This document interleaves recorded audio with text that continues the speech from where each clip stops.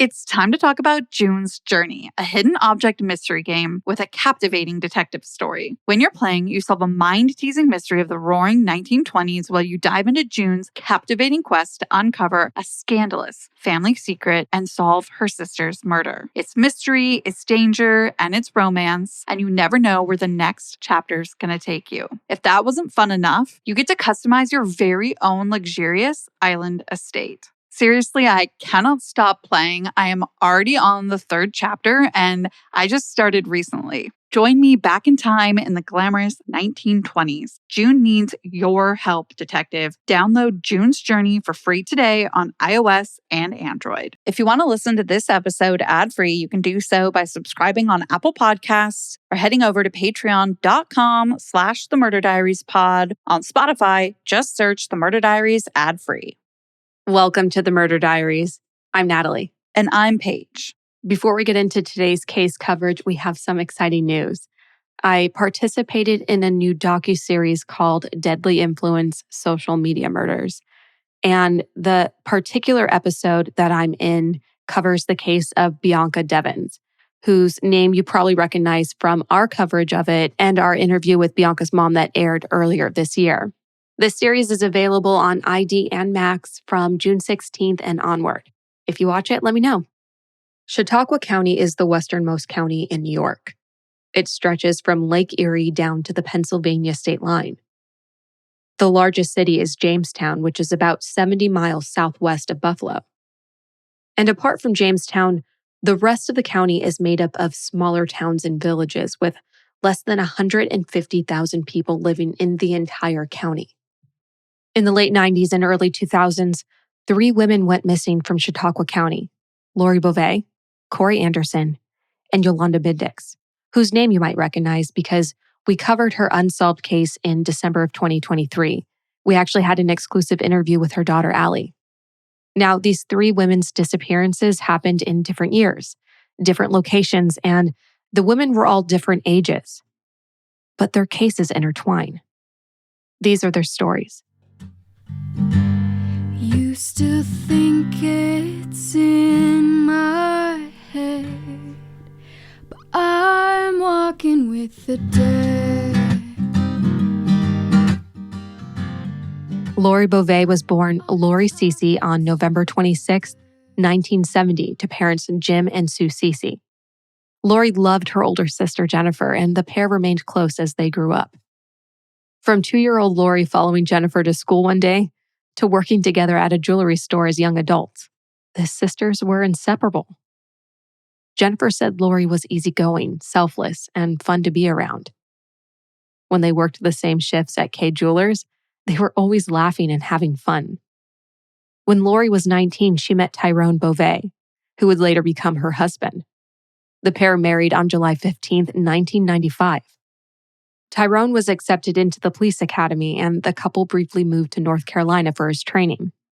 But for reasons we don't know, Tyrone didn't complete the training, and the couple moved back to Chautauqua County, where Tyrone found work as a contractor, while Lori went back to her job at Kay Jewelers.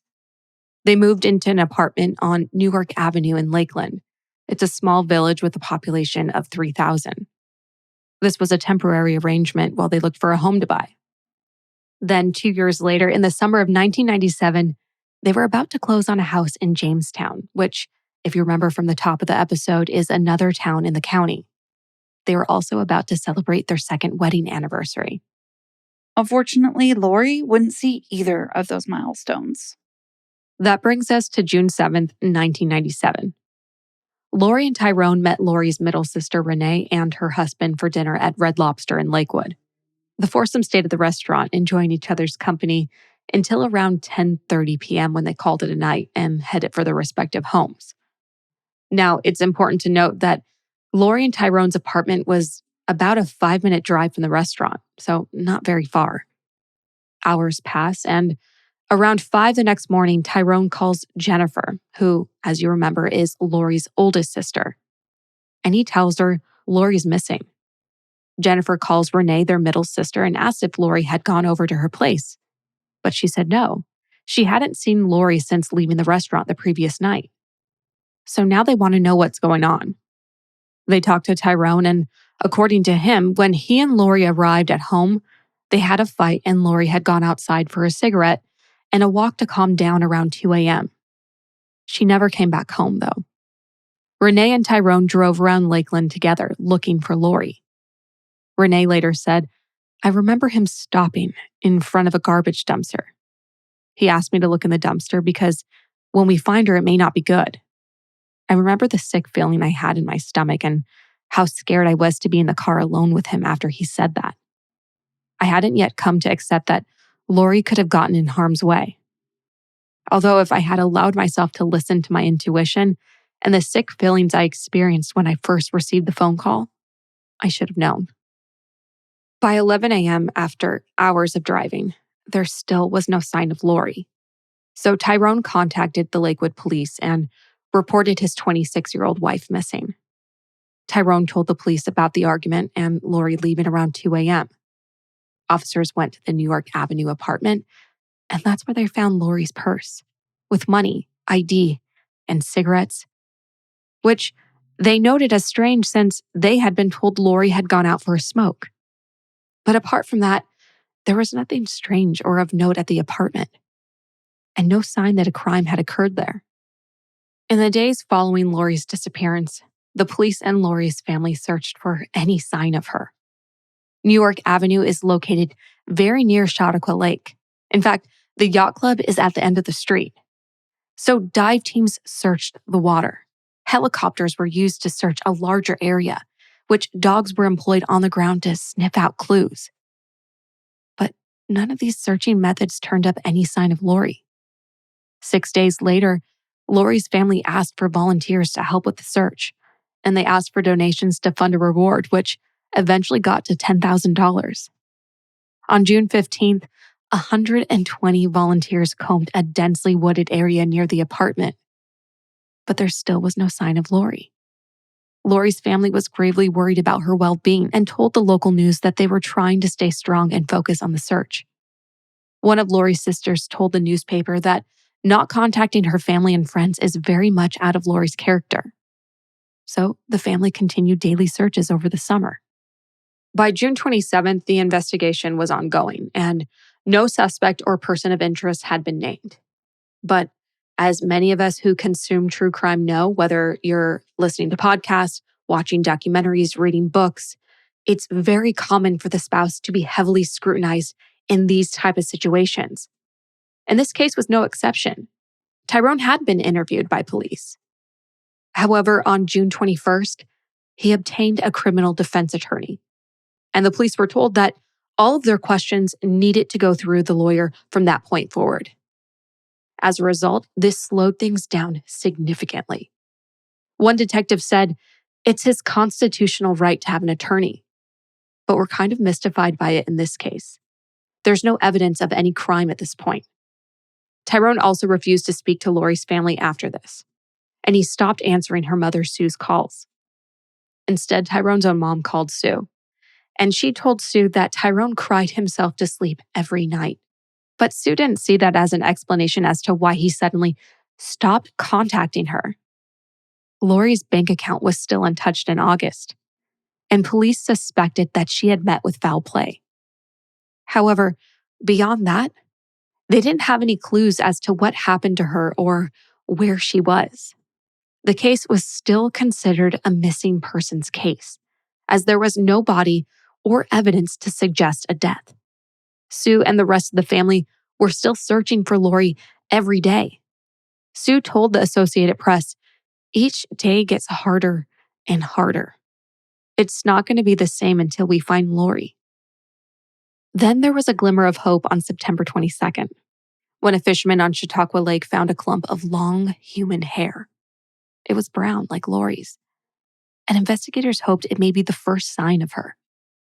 So they dragged the area of the lake, and that's when they found a sweatshirt and some other items that were sent for testing.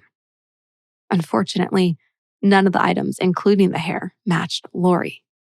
In fact, it was later explained that the hair likely came from a hairbrush that someone had cleaned out.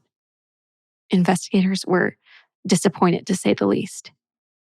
They wanted this lead to pan out because they wanted answers almost as much as Lori's family did. and they hoped to give the family some closure. About a year and a half after the disappearance, in January of 1999, the DA's office received a call from a man who said remains would be found along the Southern Tier Expressway near Falconeer, which, for those of us unfamiliar with the area, was about an 8-mile drive from the New York Avenue apartment. The man insisted that the remains were that of Lori Bova. The DA and police arrived at the scene and quickly found a skull and other skeletal remains. But testing showed that the bones didn't belong to Lori. Instead, they belonged to an elderly woman who had died 85 years prior. Now, you're probably wondering, what? 85 years prior? How could they be so accurate with the year of death? Well, the remains had been stolen from a mausoleum and placed by the expressway for the police to find by two friends of the man who called in the tip.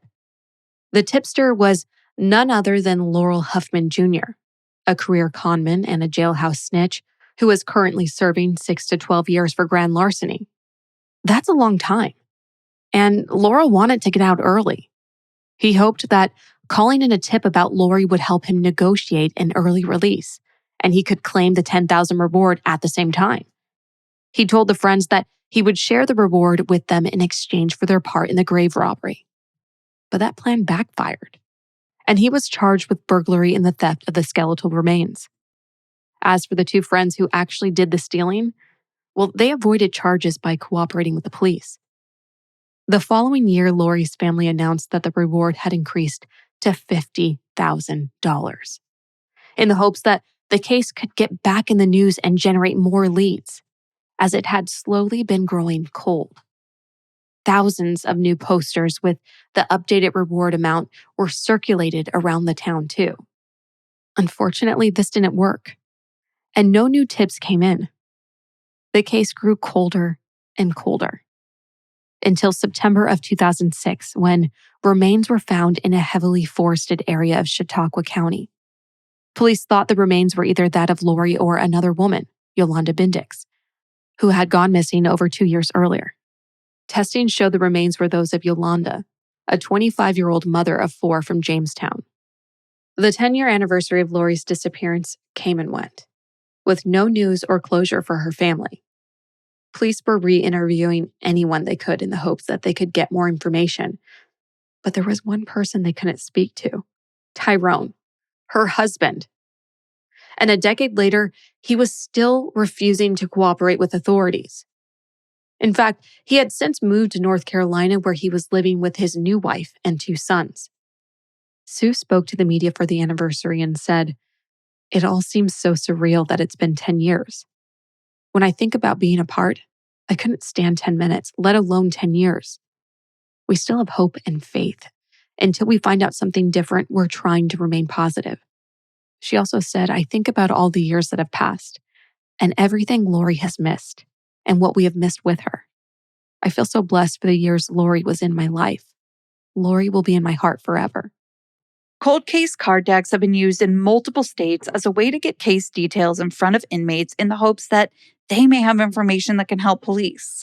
According to an article on 13WIBW, 20 states have these card decks in their jails, and tips from prisoners have led to some cases being solved. Lori was featured in a deck of cards like these for New York State. She was the ace of diamonds. However, to date, it hasn't generated any new leads. I know you know that sound you just heard, and it should be no shock that we're talking to you about Shopify again. As a reminder, that sound is actually the same sound you hear when you make another sale on your online Shopify store. But did you also know that Shopify is your partner for selling everywhere, online, in-store, social media, and beyond? Shopify POS is your command center for your retail store. From accepting payments to managing inventory, Shopify has everything you need to sell in person. With Shopify, you get a powerhouse selling partner that effortlessly unites your in-person and online sales into one source of truth. Track every sale across your business in one place and know exactly what's in stock.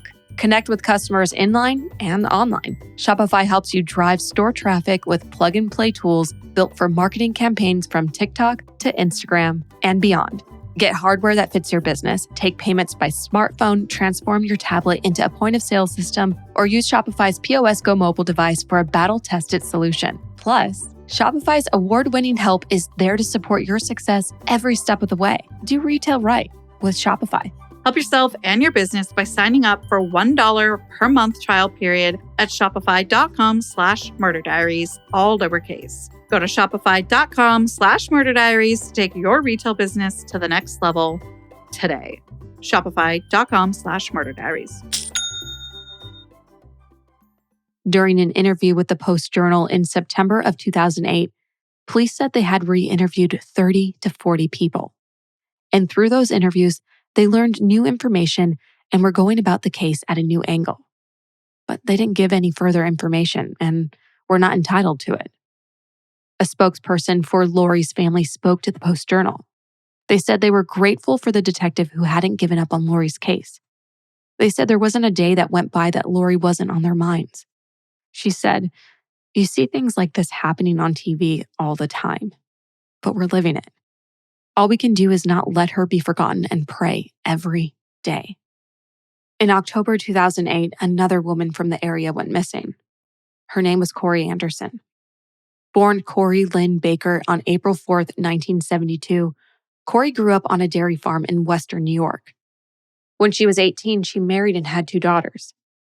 She tried to make the marriage work, but it wasn't meant to be, and they divorced after a 7-year marriage. Corrie and her daughters moved in with her mother and stepfather while she got back on her feet after the split. She moved on and met a man named Ken Anderson in 2000. They were wed soon after meeting and had a son together less than a year later. And while this was Corrie's second marriage, it was Ken's 5th. Soon, cracks started to appear, but Corrie tried her best to keep the marriage together and try to make it successful. However, one day when going through some paperwork, Corrie made a discovery. She found evidence that Ken had never been divorced from his 4th wife, which meant that her marriage to him was invalid. After making this discovery, Corrie contacted Ken's first wife. Let's call her Mary. Mary spoke openly with Corrie, telling her that she married Ken at 16 years old while she was pregnant with their baby. And for the next 12 years, Mary and Ken had 3 more kids together. Mary told Corrie about Ken's violent temper and the abuse she suffered during the 12-year relationship. The things she told Corrie were startling. Mary said that Ken would hold her captive in their own home, padlocking doors so she couldn't leave. She spoke of the beatings and how Ken once threatened to kill her. Mary said that she was afraid for her safety, so she took her kids and left. That's when she urged Corrie to leave too. But Corrie already knew of Ken's abusive nature. True Crime Daily reported that Corrie told her family Ken had a violent temper and had abused her. So Corrie took Mary's advice and left. However, the separation wouldn't last long. Ken started going to the same church as Corrie, and it appeared he had turned over a new leaf. Corrie was encouraged by the changes she saw in Ken when he was at the church. She agreed to attend couples counseling and give things another go. And the counseling seemed to be working, so Ken and Corrie reunited. By early 2005, they had settled into their new home on Wellman Road in Asheville. But the honeymoon was short-lived. Corrie eventually decided to end the relationship again. So Ken moved out while Corrie stayed on in the Wellman Road home and started divorce proceedings. Corrie was now a single mom of 3 kids, 2 of whom were teenagers. She was also now paying a mortgage by herself. She worked as a medical transcriptionist from home as well as working part-time as a technical assistant at Jamestown Community College's library. This working arrangement allowed her to be at home when the kids got home from school, and also available if they needed her. But that's not all that was going on in Corrie's life. Despite Ken moving out and divorce proceedings being underway, he continued to pursue Corrie. And eventually his behavior turned from pursuing to stalking. And at one point, he attached a GPS monitor to the underside of Corrie's car so he could see where she was driving at all times.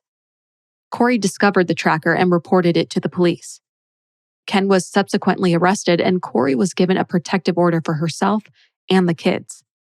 Undeterred, Ken was arrested again 2 weeks later for violating the terms of the protection order. Ken was then put on probation. Time moved on, and in early 2008, Corrie had moved on and started a relationship with a man she had met. Let's call him Steve. Corrie and Steve were engaged in the fall of that year and planned to marry the next year with the hopes of a summer or fall wedding. But despite her newfound happiness, Corrie worried about Ken. She kept her windows and doors locked at all times, even in the summer heat. Shortly before her engagement to Steve, Corrie sent an email to a relative that said, "Things with Ken have not fully resolved and probably never will. I've come to the conclusion that he is psycho and thrives off trying to make others feel like they are insane. We finalized a visitation schedule in the middle of January where, by July 1st, he would have had a regular visitation schedule, meaning every other weekend and one night a week. But he left town 2 weeks after the schedule was put in place. It was a gradual, unsupervised visitation schedule. He went to Alabama until June. I heard he got fired from another job, so he's back. He hasn't asked about visitation with our son. The only thing he has taken court action on is the support. I would like to get the property all worked out and just move on as much as possible. I feel like he's dragging his feet with that because of a control issue." Ken and Corrie's divorce was due to be finalized in October of 2008, but Corrie went missing before the papers could be signed. Then on October 2008, Corrie went to work at the library in Jamestown to work her scheduled hours. Around 1, she stopped by Steve's work at Lake County Dodge in Jamestown just to say hi. She stayed and chatted for about 15 minutes before leaving, telling Steve that she was heading home. The house wasn't far, and she should have been home by 1:30 at the latest. But that was the last time Corrie was seen safe and well. Corrie missed an appointment with her son's teacher at 3:15 that afternoon. She was the room mom and was going to discuss the plans for the class Halloween party with the teacher. As well as not attending the meeting, she didn't pick her son up from school, something wildly out of character for her. The school contacted Corrie's mom, Vicky, and Vicky called the police to report her daughter missing at 3:45 p.m. Corrie's family went around to the house. They found signs that she had been home that afternoon after leaving Steve's workplace. At least that's what they told authorities, but it isn't super clear what exactly those signs were. What we do know is what was missing from the home, including her dark blue 2005 Dodge Caravan, the keys, and her purse. As for the house, it was undisturbed and nothing was amiss apart from one shoe on the stairs. There was no sign of the matching shoe in the house, which is eerie. Because of the previous protection order, police acted quickly to put an APB on Corrie's car. They then called the New York State Police to ask for assistance. Corrie's family also helped with the police search. She lived across the road from the Wellman State Forest, which is a 447-acre state park. So there was a lot of ground to cover. As a result, the majority of the searches over the following days and weeks were centered there. As well as being involved in the search, the family set up a website called findcorrie.com. They also put up flyers and collected a $15,000 reward. 2 days after she went missing, a hunter found Corrie's van. It had been abandoned in a huge field off Courtright Road in Bust-Eye, which borders the Wellman State Forest. The van was abandoned in a spot not visible from the road. The hunter alerted the owner of the land, and the owner recognized the van as belonging to Corrie. He called the police and reported the discovery, telling investigators that he hadn't noticed anything out of the ordinary on his property in the days prior. Now for some specifics, according to an interview the landowner gave to Investigation Discovery, the van was found a half-mile walk from Corrie's house. So if you went through the woods, basically you'd come upon her van. He went on to say that Ken was an acquaintance of his and he had allowed Ken to hunt on his land in the past. So Ken was very much aware and knowledgeable of this area. The state police took the car to be forensically tested. They also thoroughly searched the area for any clues.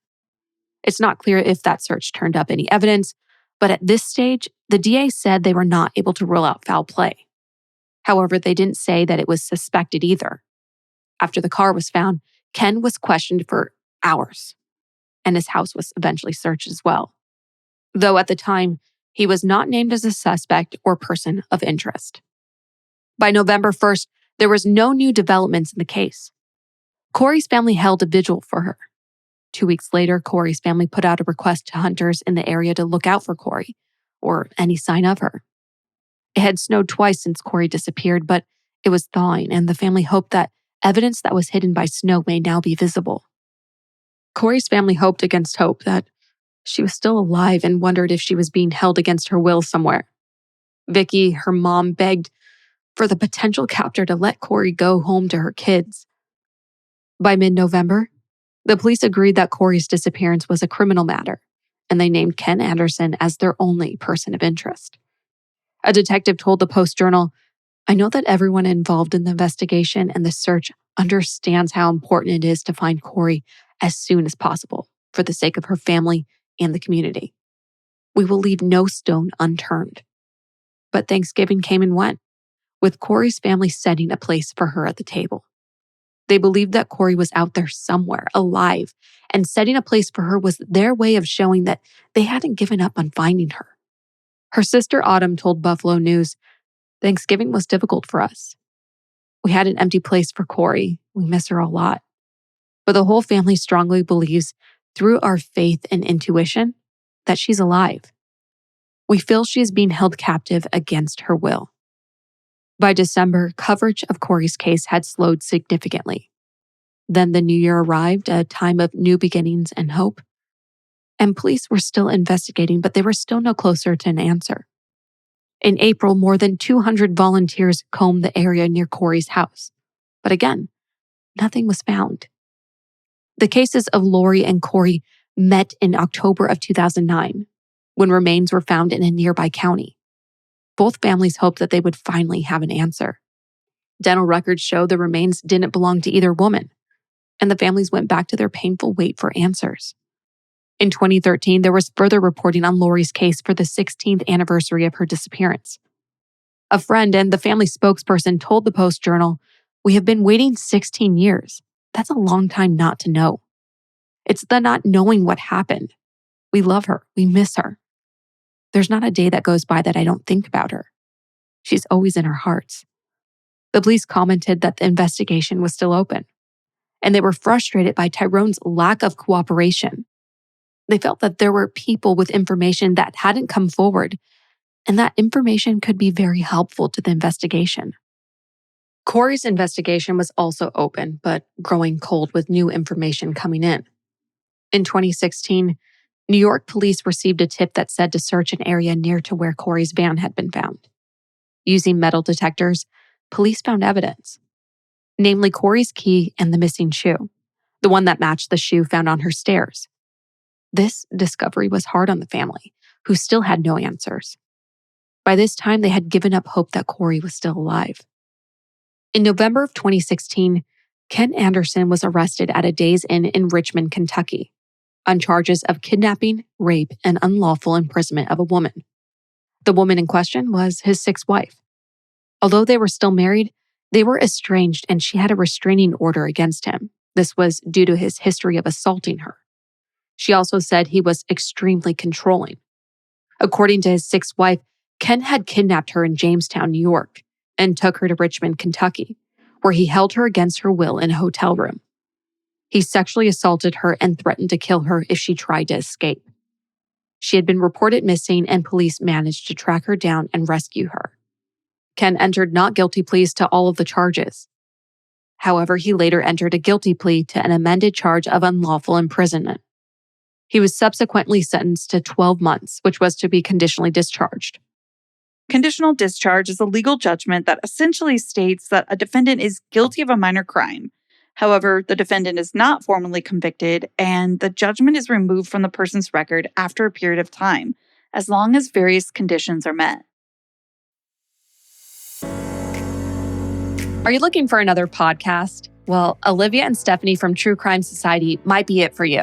For almost 7 years, they have been creating a true crime social media community where we can all chat and share the latest true crime news. From this community, they built their podcast, the True Crime Society Podcast. In this weekly show, your true crime best friends, Olivia and Stephanie, discuss everything true crime, current cases, cold cases, missing persons, serial killers, and mysterious deaths. They also love to take case suggestions for upcoming episodes. Some of their most popular recent episodes include discussion on the death of Noah Presgrove, the cold case of the missing Springfield 3, and the horrific murder of Warren Barnes. Olivia is based in Sydney, Australia, and Stephanie is based in New York. They met online after they bonded over their true crime interests. Due to their locations, they can offer unique global perspectives on crime. Across their social media platforms, True Crime Society has over 500,000 followers. Come and join the community today. Search True Crime Society on all social media platforms. Once again, be sure to search and subscribe to the True Crime Society podcast on Apple Podcasts, Spotify, or wherever you're listening right now.